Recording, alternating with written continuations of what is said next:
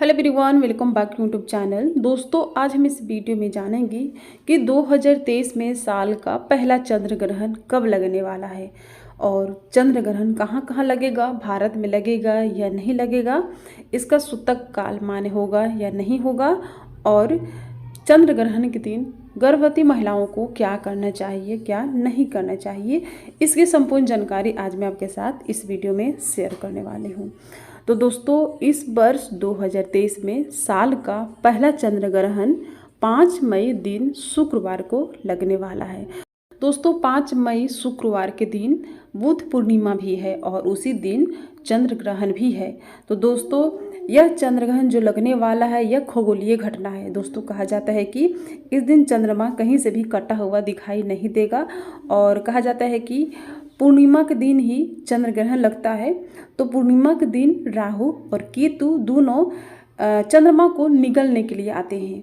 तो चंद्रमा इस दिन बहुत ही कष्ट में होते हैं। तो इस दिन कहा जाता है कि अगर जितना हो सके भजन कीर्तन माला जाप करने से भगवान चंद्रमा को राहत मिलती है, उन्हें आराम मिलता है, सुख मिलती है।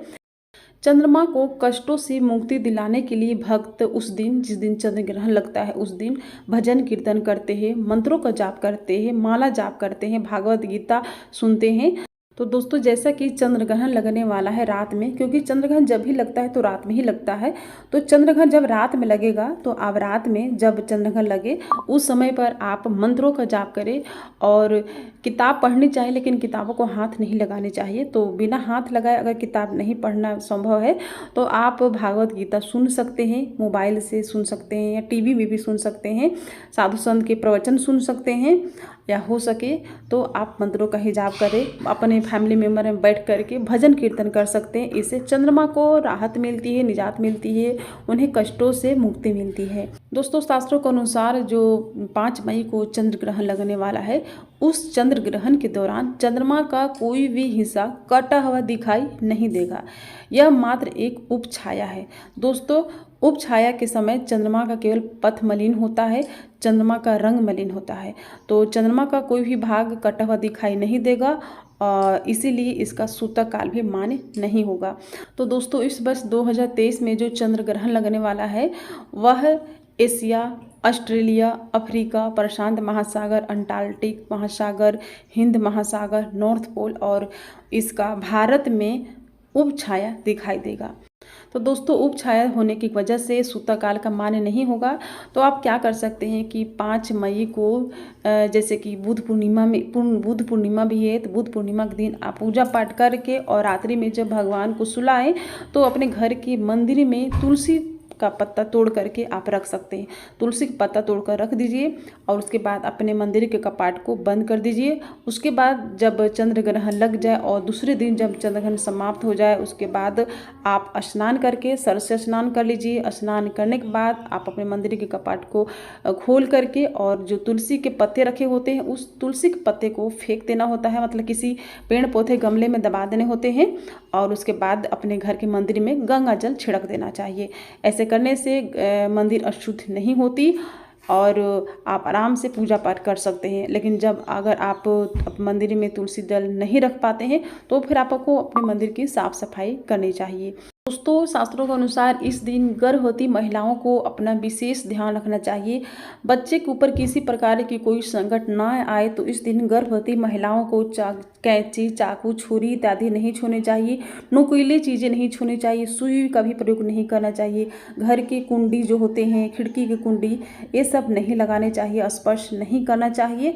और गर्भवती महिलाओं को अपने कमरे के अंदर ही रहना चाहिए और अपने कमरे के जो दरवाजे होते हैं और जो खिड़की होती है, जो पर्दे होते हैं, उसे अच्छे से कवर करके लगा करके लॉक करके रखना चाहिए ताकि जो चंद्रमा की रोशनी है वो कमरे के अंदर ना पहुंचे।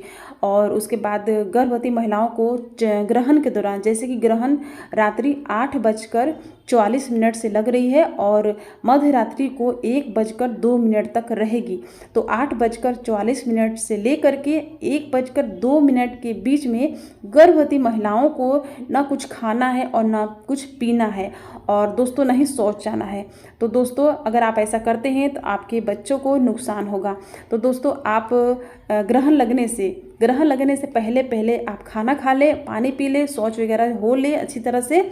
उसके बाद दोस्तों, जैसे कि आप गर्भवती महिलाएं हैं, आपको प्यास लग सकती है बार बार, तो आप क्या करें कि 1 गिलास पानी में ग्लूकोज घोर करके और उसे पी ले। तो ऐसा करने से आपको प्यास नहीं लगेगी और आप बड़े आराम से आप रह पाएंगे। तो इस तरह से आपको करना है। और ग्रहण के दौरान आपको ना कुछ खाना है और ना ही कुछ पीना है। तो ग्रहण से पहले पहले ही आप जो भी आपको खाना पीना हो आप खा लें। ग्रहण के दौरान आपको किसी भी प्रकार की नोकीली चीज़ों का प्रयोग नहीं करना है और घर से बाहर नहीं निकलना चाहिए। दोस्तों, जब गर्भवती महिलाएं घर से बाहर निकलती है तो उसके बच्चे कुरूप पैदा होते हैं और जो महिला कैंची, चाकू, छुरी का प्रयोग करती है उसके बच्चे के जो अंग होते हैं कहीं ना कहीं कटे हुए होते हैं। तो दोस्तों, जब चंद्र ग्रहण समाप्त हो जाए, तो चंद्र ग्रहण समाप्त हो रही है 1:02। तो 1:02 के बाद आपको अगर भूख लगी है तो आप खा सकते हैं, पानी भी पी सकते हैं और आप सो सकते हैं। तो ग्रहण के बाद आपको तुरंत स्नान नहीं करना है, क्योंकि मध्य रात्रि को ग्रहण समाप्त हो रही है। तो मध्य रात्रि को आपको स्नान करने की आवश्यकता नहीं है। आप सुबह सर धो करके और स्नान कर लें। और उसके बाद स्नान करने के बाद 1 लोटा जल सूर्य भगवान को देने चाहिए। अपने घर के मंदिर में पूजा करनी चाहिए। पूजा नहीं भी करते हैं तो अपने घर के मंदिर में हाथ जोड़ करके भगवान से क्षमा याचना मांगनी चाहिए, प्रार्थना करनी चाहिए। गर्भवती महिलाओं को इतना जरूर करना चाहिए। और उसके बाद ग्रहण के बाद ना दान और दक्षिणा भी देनी चाहिए। तो ग्रहण वाले जो दान दक्षिणा होते हैं वो मंदिर में नहीं दिए जाते हैं, क्योंकि ये अशुद्धि के दान दक्षिणा होते हैं। तो ये गरीब लोगों को देना चाहिए, या जो नली साफ करने वाले होते हैं, कूड़े उठाने वाले होते हैं, उनको ये दान देना चाहिए। पंडित ब्राह्मण को या मंदिर में दान नहीं देना चाहिए।